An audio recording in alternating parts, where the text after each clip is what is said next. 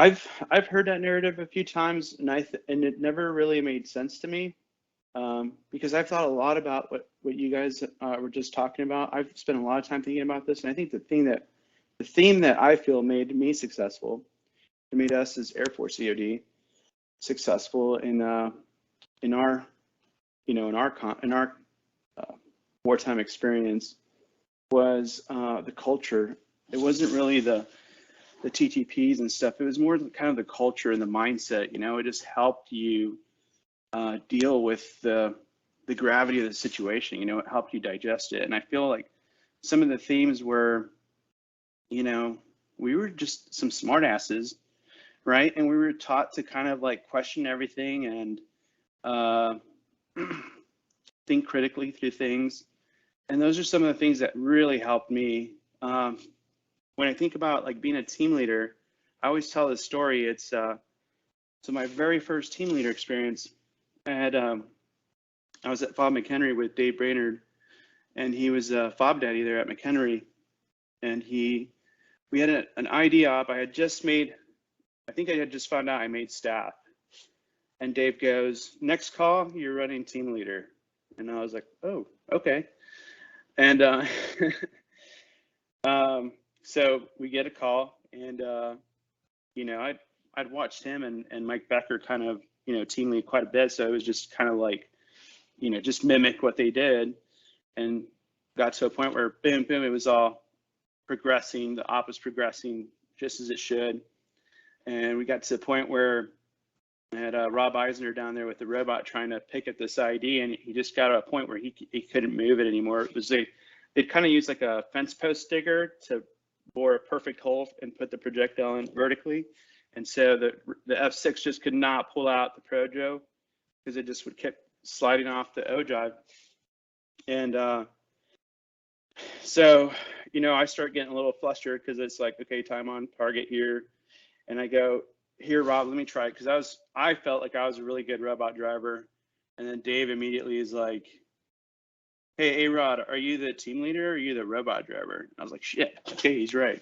So back off, right? And then he lets me kind of let Rob keep messing with it. Then he goes, "So what are you gonna do, A-Rod?" And I go, Dave, I wanna try using some TNT and just put the TNT kind of next to it and see if we can push some earth so we can push the Projo out. And one of the other team members on that team, he was like, "That's a stupid idea, dude. You're gonna blow it.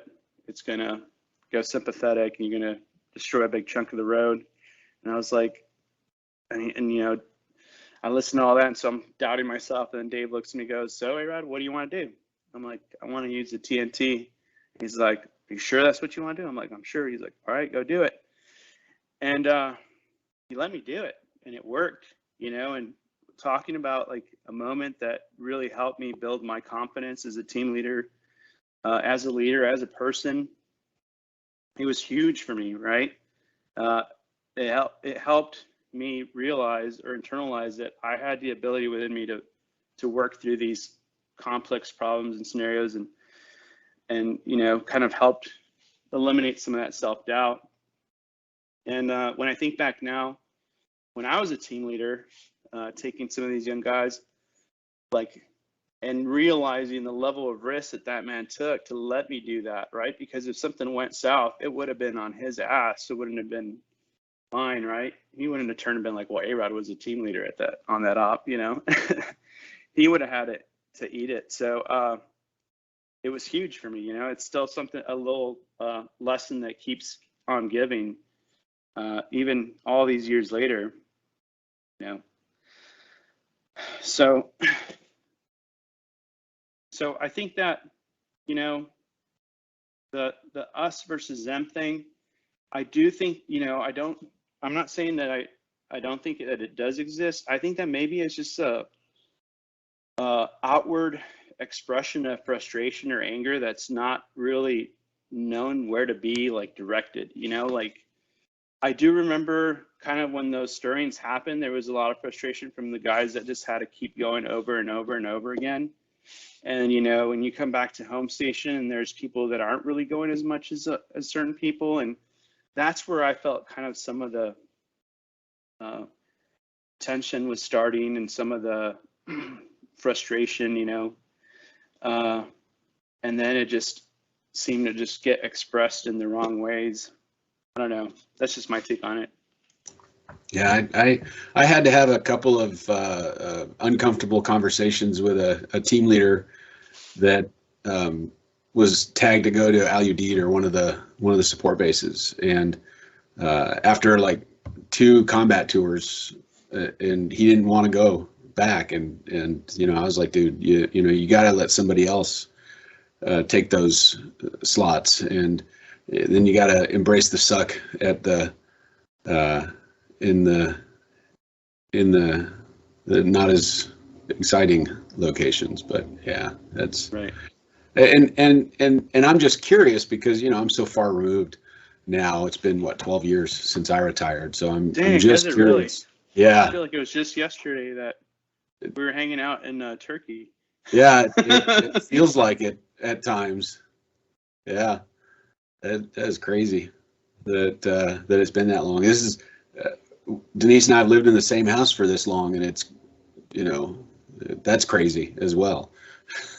But yeah, so I'm just curious if there is a lot of that, and though you're right, A-Rod, there was there was kind of the guys that had deployed a lot and the guys that had not, and even during those times. I mean, hell, look at me. I was Dr. Eaton for 4.5 years, from 2002 to 2006, and I didn't deploy in the heat of all the other stuff. So when I finally got to Incirlik, I was immediately sent to Afghanistan, but I hadn't gone. So I'm sure there were some dudes going, that dude, he's been hiding out in that sweet Stuttgart gig, and it's not like I controlled that, but anyway. So let me ask you, since you're talking about it, Bill, your time at Stuttgart in the moment from 02 to 06, did that feel more of a failure or more of a win? And did the perspective of your time change as you were further removed from it, like going to Afghanistan? Yeah, definitely. I'm a huge believer in understanding what your strengths and weaknesses are, right? So I get during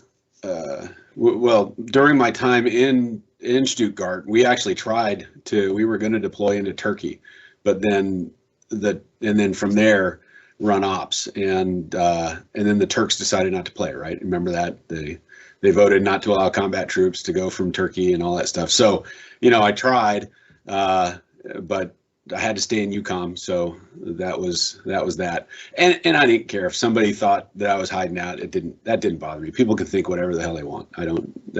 That's fine. But when I got to Incirlik, and then went to Afghanistan, so all during the Cobra training, the pre-combat training, I just tried to absorb as much as I could from the we would call it vanilla EOD mission, and understand what I didn't know, and then relied on my teams, because luckily I went as the superintendent, right? So my job was to get strapped down in the back of a truck and ride along, and to not be the team leader.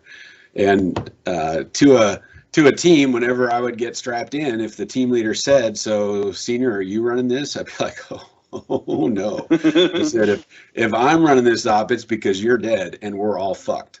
So yeah, and knowing my place, and I'd have team leaders that had come from the range bases. So if we were doing demo, I would defer to them, right? Because they knew that you could stick TNT next to a Projo and you're not going to sympathetically detonate it, because it's a pushing charge, not a brisant charge, right? So I would rely upon that. So I think, because I knew I didn't know shit, it was easy for me to do that. Now, if we had to go find some nuclear material, man, I was all over that shit.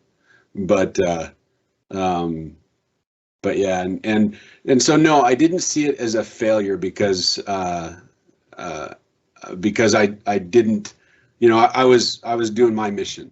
But had I retired from that Stuttgart position, I would have seen that as a failure. And I specifically did not. I could have, and rolled right into the sweet lab gig and all that stuff. But I'd been hiding out for 4.5 years, and I personally needed to do my time, and so that's why I took that assignment to Incirlik. And I was a little strategic and maybe selfish because it was the last NCO run shop in USAFE at the time. So I thought, well, if my last duty assignment, it'd be cool to be the boss. So, that's why I picked Incirlik. Plus all the merchants in the alley loved me because I always brought 20 guys in and I really like that this is a PF, this group, because of that group. But anyway, yeah, so I had another thought while you were talking, A-Rod. Brad, were you ever stationed at Lakenheath? Yeah, so 3 of us have been stationed at Lakenheath. 3 of us have been stationed at Aviano. So, I don't know why that. So no matter how you cut it, there's the trifecta of awesomeness. Yeah. They're different colors. No matter how you look at it, we're awesome. It's just there's a trifecta somewhere. Yeah, but I think there's a lot of good stuff here that meets that purpose of reaching across from the old guard back. We're not reaching into the active community, but more opening up and being more vulnerable to pass along those intangible things that you were talking about initially, like even from the Vietnam era. Like you described as an airman coming into the shop, you didn't know what you were supposed to know at the time. This is the